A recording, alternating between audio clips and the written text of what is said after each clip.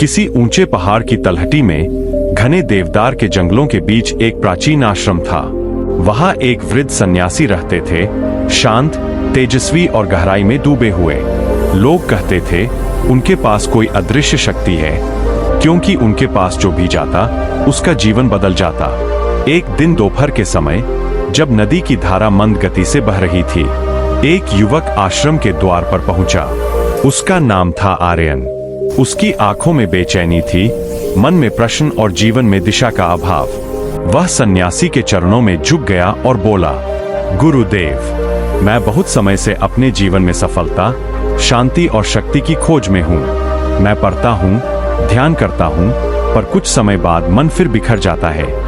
इच्छाएं मुझे घेर लेती है, कभी आकर्षण, कभी आलस्य, कभी भय। मैं सुनता हूं कि ब्रह्मचर्य से व्यक्ति शक्तिशाली बनता है। क्या यह सच है? क्या यह केवल पुरानी परंपरा है या इसके पीछे कोई विज्ञान भी है? सन्यासी मुस्कुराए। उनकी आंखों में करुणा और होठों पर ज्ञान की गहराई थी। उन्होंने कहा, पुत्र, तूने बहुत बड़ा प्रश्न पूछा है। ब्रह्मचर्य केवल संयम का नाम नहीं है, यह तो ऊर्जा के रूपांतरण का सबसे गहरा विज्ञान है। यह केवल शरीर का नहीं, चेतना का विज्ञान है। चल, मैं तुझे इसका रहस्य समझाता हूँ। सन्यासी ने अपनी लकड़ी की छड़ी पास रखी और बोले, बहुत समय पहले हिमालय की एक गुफा में एक महान ऋषि तपस्या कर रहे थे। वे 12 वर्षों तक मौन रहे, न कोई वासनात्मक विचार, न किसी इच्छा की लहर। उन्होंने अपनी सारी जीवन शक्ति को भीतर मोड़ लिया। 12वें वर्ष जब उन्होंने ध्यान खोला, उनके शरीर से प्रकाश निकलने लगा। उनके चारों ओर वातावरण बदल गया। लोगों ने कहा, यह कोई चमत्कार है, पर वास्तव में यह चमत्कार नहीं, यह ऊर्जा का वैज्ञानिक रूपांतरण था। आर्यन ने जिज्ञासा से पूछा, गुरुदेव, क्या सच में ध्यान और संयम का विज्ञान होता है?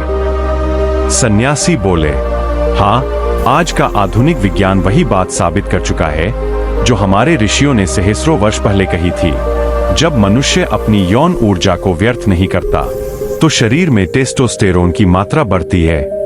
यह हार्मोन व्यक्ति को मानसिक रूप से मजबूत, आत्मविश्वासी और ऊर्जावान बनाता है। जब यह ऊर्जा व्यर्थ जाती है, तो मस्तिष्क डोपामिन की अधिकता से असंतुलित हो जाता है। मन को क्षणिक सुख मिलता है, लेकिन शक्ति घट जाती है। और जब यही ऊर्जा बचाकर भीतर रखी जाती है, तो मस्तिष्क का प्रीफ्रंटल कॉर्टेक्स सक्रिय होता है। यही भाग हमारे निर्णय, ध्यान और समझ का केंद्र है। इसलिए जो ब्रह्मचारी होता है, उसकी एकाग्रता, स्मरण शक्ति और आत्मनियंत्रण सामान्य व्यक्ति से कई गुना अधिक होता है। यही है ब्रह्मचर्य का आधुनिक विज्ञान। सन्यासी बोले, हमारे शास्त्र कहते हैं, वीर्यन ओजः भवति, ओजः तेजः भवति, तेजः तपः भवति। अर्थात जब मनुष्य अपनी ऊर्जा को व्यर्थ नहीं करता, तो वह भीतर रक्त, ओज और तेज में परिवर्तित होती है। ओज से मनुष्य का चेहरा तेजस्वी होता है, तेज से बुद्धि उज्ज्वल होती है, और जब यह तेज तप में बदलता है, तब व्यक्ति स्वयं ब्रह्मा को जानने लगता है।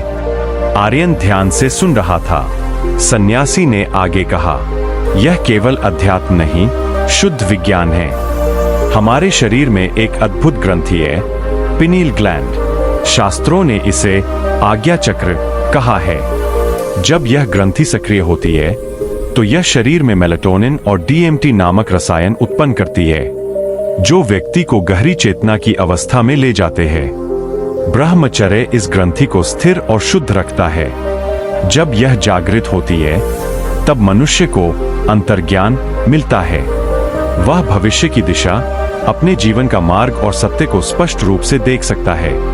सन्यासी बोले, ब्रह्मचर्य केवल रोकना नहीं है, यह रूपांतर है। यह उस शक्ति को भीतर मोड़ना है जो बाहर बह रही थी। हर इच्छा, हर आकर्षण, हर विचार ऊर्जा का एक रूप है। जब तू उसे बाहर बहाता है, तो वह ऊर्जा तुझे कमजोर करती है, और जब तू उसे भीतर रखता है और ध्यान, तप व सेवा में लगाता है, तो वही ऊर्जा तुझे देवत्व की ओर ले जाती है। आर्यन ने पूछा, गुरुदेव, क्या इस शक्ति से अलौकिक सिद्धियां भी मिलती है? सन्यासी मुस्कुराए। हाँ पुत्र, सिद्धियां मिलती है, पर सच्चा साधक शक्ति नहीं, शांति चाहता है। जब ऊर्जा ऊपर उठती है तो कुंडलिनी नामक शक्ति जागती है। वह 7 चक्रों से होकर गुजरती है: मूलाधार, स्वाधिष्ठान, मणिपुर, अनाहत, विशुद्ध, आज्ञा और सहस्रार। जब यह ऊर्जा सहस्रार तक पहुंचती है तो व्यक्ति का मस्तिष्क दिव्य प्रकाश से भर जाता है। वह संसार को केवल देखता नहीं, अनुभव करता है। वह जानता है कि ब्रह्मा और आत्मा एक ही है। सन्यासी बोले, आज का विज्ञान इसे न्यूरो एनर्जी फ्लो कहता है। जब ऊर्जा ऊपर की ओर चलती है तो न्यूरॉन्स का फायरिंग पैटर्न बदलता है। मस्तिष्क में नए विद्युत प्रवाह बनते हैं, जिससे मन शांत होता है और चेतना विस्तारित। तभी तो हमारे योग शास्त्र कहते हैं, ऊर्ध्वरेता भव, अर्थात जो अपनी ऊर्जा को ऊपर ले जाता है वही देवत्व को प्राप्त करता है। आर्यन की आंखें चमक उठीं। वह बोला, गुरुदेव, अब मैं समझ गया। ब्रह्मचर्य कोई बंधन नहीं, यह तो मनुष्य की ऊर्जा का विज्ञान और आत्मा की मुक्ति का मार्ग है। सन्यासी ने कहा, सही कहा पुत्र, जब तू अपनी ऊर्जा को साध लेगा तो तू अपनी नीति स्वयं लिखेगा। संसार तुझे नहीं चलाएगा, तू संसार को चलाएगा। वर्षों बीत गए। वही आर्यन अब एक ज्ञानी बन गया था। उसका चेहरा तेजस्वी था, उसकी आंखों में प्रकाश था और उसकी वाणी में गहराई। लोग कहते उसके पास कोई जादू है, पर वह मुस्कुराकर कहता, जादू नहीं, यह वही ऊर्जा है जिसे मैंने व्यर्थ जाने नहीं दिया। सन्यासी की वाणी आज भी गूंजती है। ब्रह्मचर्य कोई धर्म नहीं, यह मनुष्य की पूर्णता का विज्ञान है। जिसने अपनी ऊर्जा को साध लिया उसने स्वयं को पा लिया, और जिसने स्वयं को पा लिया उसने सृष्टि को जान लिया। ऊर्जा ही जीवन है। इच्छाएं जब नियंत्रित होती है तो मनुष्य सीमित नहीं, असीम बन जाता है। ब्रह्मचर्य रोकना नहीं, अपने भीतर की शक्ति को पहचानना है।